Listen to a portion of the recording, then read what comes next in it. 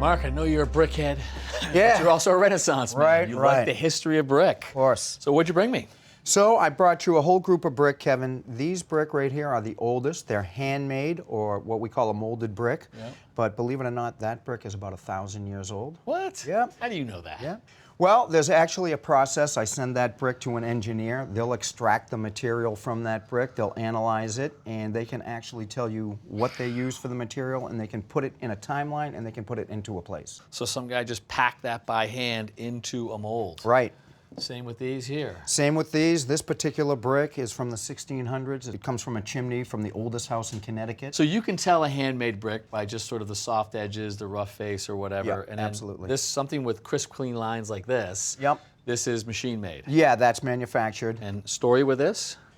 So one of the oldest brickyards in this part of the country. All right. And so again, machine made on these. Oh wow, that's heavy. That's right. Well, that's way heavy. So this brick, if you had a couple bucks back in the day, this is what we call a water-struck brick. It's made in a mold that's wet, so that's why they call it water-struck. But they cook it for a lot longer than they would cook these. So the longer you cook it, the drier, harder it becomes? Exactly. And that's strength. Exactly. Huh. Yep. And so the formula, they're all clay? Yes. Clay with a little bit of lime. A little bit of lime. Yep. So are they just finding a clay deposit somewhere nearby and saying that's our brick material forever? So most clay is indigenous to the area that you're going to find a brick. So this stuff here all came from the East Coast. I presume this comes from somewhere else? Go out to Milwaukee and you're going to find that predominantly all the buildings are yellow. Because their clay is. Because the clay is yellow. All right. Yeah. So obviously I know this is brick, but at first glance I wouldn't necessarily think it was brick versus Right. like block or whatever. Right. What's the story behind this design? So this brick right here is more for aesthetics than anything. You know, you and I just did a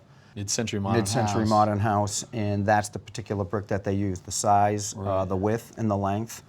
As you- And these cells here, are these what, strength? So or that's what we call a core. core? Thank And you. I would take this brick, and again, if it was on top of this one, I would kind of wiggle it into place. These cores would fill up, and you'd get a much stronger bond. Very nice. And then over here, really crisp corners. Yes. So machine made. Machine made, and Very square. exactly. This is what we're calling a modular brick. Because? So the head joint is usually 3/8 of an inch. The brick is 7 5/8. So you combine the two, you get an 8-inch. And that way, that helps us measure to windows, doors, that type of thing. Okay. So red, much darker. Is this dye or did they find a dark clay deposit? Nope, that is dye, and again, that seems to be what the look is today. So they just made that choice right there. Yeah. Very cool. And then you brought us some sort of a fossil here, which is not So brick, actually, Kevin, that is a brick. This is? It started out as this size. but was that?